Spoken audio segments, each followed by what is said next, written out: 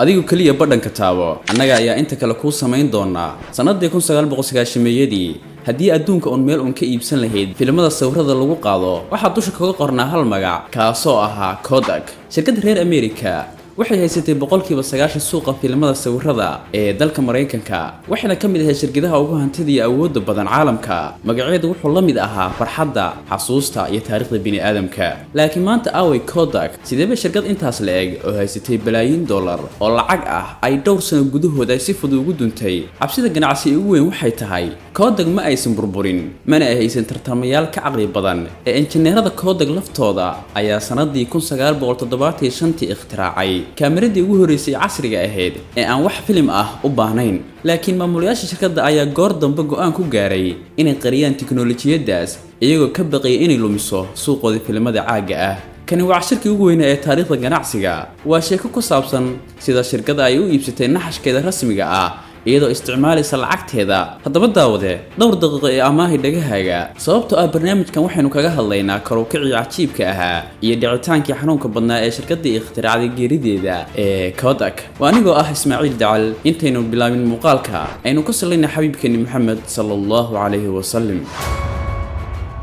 si aan u faahno masiibada waa inaad dib u laabanaa dhammaadkii qarnigii 19aad sanadii 1888 nin la yiraahdo George Eastman ayaa aasaasay shirkadda Kodak waqtigaas sawir qaadistu waxay ahayd wax aad u adag kaamirada waaweyn oo culus ayaa loo baahnaa dadkuna waxay ku qasbanaayeen inay sitaan kiimikooyin khatar ah si sawirka loo soo saaro qofka caadiga ahna marnaba ma qaadan karin sawir George Eastman wuxuu la yimid aragti bedeshay adduunka wuxuu soo saaray kaamiradii ugu horeysay ee yar oo la qaadan karo taasoo la yiraahdo Kodak camera qof kasta wuxuu iibsan karay kaamirada yar oo film ku jiro markuu sawirada ka dhameeyo wuxuu kaamiradii oo dhan u soo dirayay warshada Kodak ayaa sawirada u soo saari jirtay kadibna kaamiradii oo film cusub ku jiro u soo celin jirtay macaamilka film waa teebka sawirka iyo xaashida sawirka fikraddan waxay noqotay mid waali ah Kodak kaliya ma iibinaynin qalab waxay iibinaysay xasuusta bini'aadamka waxaana ka dhashay ereyga caanka ah ee adduunka ku baahay ee Kodak moment ama daqiiqadihii Kodak oo la macno ahayd daqiiqad kasta oo qaali ah oo noloshaada ka mid ah oo u baahan in la kaydiyo sida aroosyada dhalashada carruurta iyo fasaxyada waxaa qayb ka qaadanayay Kodak shirkaddu waxay dhistay nidaam ganacsi oo dahabi ah kaasoo loo yaqaan razor and blade strategy waxay kaamirada ku iibin jireen qiimo aad u jaban laakiin lacagta rasmiga ah ee waalida ah waxay ka sameyn jireen iibinta filimada sawirka ee film rolls loo yaqaan iyo kiimikooyinka lagu dhaqo sawirada macaamiil kasta wuxuu ku qasbanay inuu mar kasta u soo laabto Kodak si uu film cusub u iibsado lacagta soo gelisay shirkadda waxay ahayd mid aan la xisaabin karin maamulka Kodakna waxay rumaysnaayeen in nidaamkan uu shaqayn doono boqolaal sano laakiin xilli ay shirkadda dhex dabaalinaysay balaayiin dollar ayaa sanadii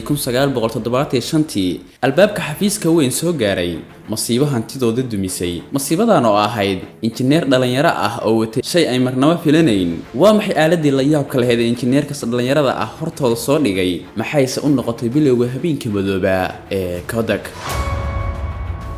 sanadii 1975 nin dhalinyaro ah oo injineer koronto ah oo la yiraahdo Steve Sasson oo u shaqeynaya shirkadda Kodak ayaa ikhtiraacay shay bedelay taariikhda tiknoolajiyada wuxuu dhisay kaamiradii ugu horeysay adduunka ee nooca digitalka ah ama loo yaqaan digital camera kaamiradan ma isticmaali jirin wax film ah waxay sawirka ku keedinaysaa cajalad kaseeto ah ama kaseeto tape waxaana lagu dhex daawan karay shaashadaha telefishinka Steve Sasson wuxuu isagoo faraxsan u tagay maamulayaasha sare ee Kodak wuxuuna hortooda dhigay kaamiradii cusbeed wuxuuna u sheegay in mustaqbalka dadka ayna u baahnaan doonin inay iibsadaan filimada caaga ah ama kiimikooyinka sawirada lagu dhaqo balse ay sawirka ku kaydsan doonaan kombiyuutarada laakiin falcelintii uu kala kulmay madaxda sare waxay ahayd mid naxdin leh maamulayaashu waxay eegeen kaamirada yareed waxayna yiraahdeen kani waa shay aad u falxun waxayna qaadanaysaa 23 ilbiriqsi si ay hal sawir u kaydiso tayada sawirkuna waa mid aad u xun qofna ma rabo inuu sawiradiisa ka daawado telefishinka gudihiisa fadlan qaad shaygan cidnaha u sheegin dibna ugu laabo shaqadaada rasmiga ahayd maamulayaasha Kodak ma ay ahayn dad doqomo ah laakiin waxay ku jireen xaalad kibir iyo indhabeel ganacsi waxay isweydiiyeen haddii aan adduunka u sheegno inay jirto kaamirad aan film u baahnayn iyo iibsan doono filimada malaayiinka dollar naga soo galaan bil kasta waxay doortay inay dilaan hal abuurka si ay u badbaadiyaan ganacsigooda duuga ah Kodak waxay haysatay xuquuqda lahaanshaha ee loo yaqaan patent ee kaamarada dhijitaalka ah. Patent waa sharci weyn oo caalami ah markaad adigu keento fikrad cusub ee teknolojiyadda dunida aan horey uga jirin, sida kaameradii ugu horeysay dhijitaalka ahayd oo ay Kodak ikhtiraacday sanadii 1975. dawladda ayaa ku siinaysa warqad damaanad ah oo ah lahaanshaha xuquuqdan. laakiin hal abuurkii wiilkii dhalinyarada ahaa waxay ku qufleen khaarad madow, iyagoo aaminsan in adduunka intiisa kale ay marnaba ogaan doonin. laakiin khamaarkaas wuxuu noqday goosashadii ugu xumeyd ee taariikhda ganacsiga. waa maxay isbeddelkii weynaa ee dhacay sanadii 1990-meeyadii markii ay shirkadaha u dhashay dalka Japan ee Sony iyo Canon ay ogaadeen sirtii Kodak? sanadii 1990-meeyadii dunidu waxay bilowday inay si xawaaro sare leh ugu soo guurto nidaamka dhijitaalka ah. shirkadaha dalka Japan ee kala ah Sony, Canon iyo Nikon, kuwaas oo aan haysan ganacsi weyn oo filmada sawirada ah, waxay awoodooda dhan iskugu geeyeen inay sameeyaan kamarad dhijitaal ah oo aad u casri ah. kamaradihii dhijitaalka ahaa waxay noqdeen kuwo aad u dheereeya, tayadooduna ay fiican tahay.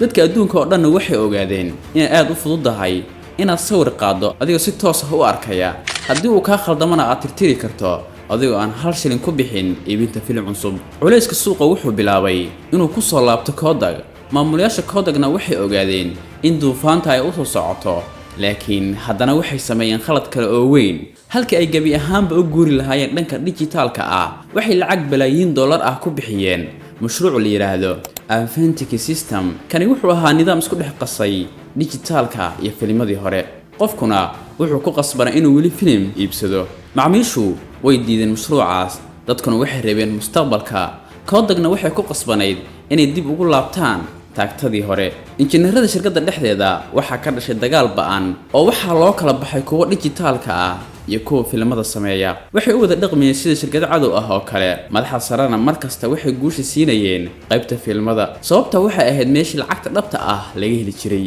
sanadkii 2000 suuqii filmada sawirada waxaa ku yimid hoos dhac aad u weyn. sanad gudaheed faa'iidada Kodak waxay hoos ugu dhacday 70%. shirkadii mashiinka lacagta ahaan jirtay waxay hadda bilowday inay lumiso $100 milyan bil kasta. waxay go'aankii argagaxa lahaa ee Kodak qaadatay sanadii 2012 si ay uga badbaado dhicitaanka xanuunka badan. sidee buu magacoodii u dhammaaday? sanadii 2004 ilaa 2010 Kodak waxay gashay xaalad aad u xun. waxay xireen warshado badan, waxayna shaqada ka eriyeen in ka badan 150,000 oo shaqaale ah oo adduunka oo dhan u shaqayn jiray. shirkadda magaaladeeda rasmiga ah ee ahayd Rochester, New York, oo mar ahaan jirtay meel hodan ah, waxay isku beddeshay magaalo ay shaqo la'aan haraysay. Kodak waxay bilowday inay soo saarto kamarad dhijitaal ah oo aad u raqiis ah, waxayna xataa noqdeen shirkadda koowaad ee iibisa kamaradaha dhijitaalka ah ee dalka Mareykanka sanadii 2005. laakiin waxaa jirta hal dhibaato oo weyn. maadaama kamaradaha dhijitaalka ah ayna u baahnayn filim iyo kiimikooyin, faa'iidada laga helayo waxay ahayd mid aad u yar. Kodakna ma ay aqoon hab kale oo lacag lagu sameeyo haddii aan filim la iibin. waxa intaas u dheeraa tiknoolajiyadda marnaba ma istaagin. sanadii 2007 markii ay Apple soo saartay iPhone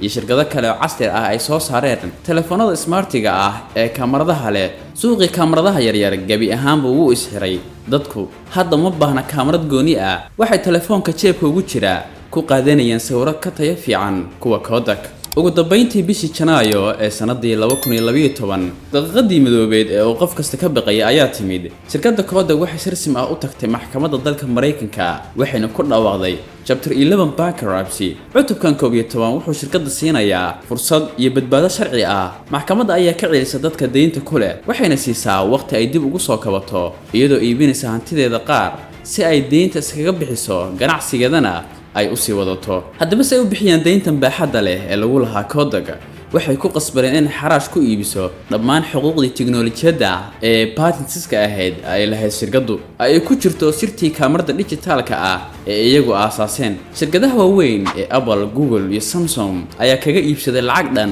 $525 milyan.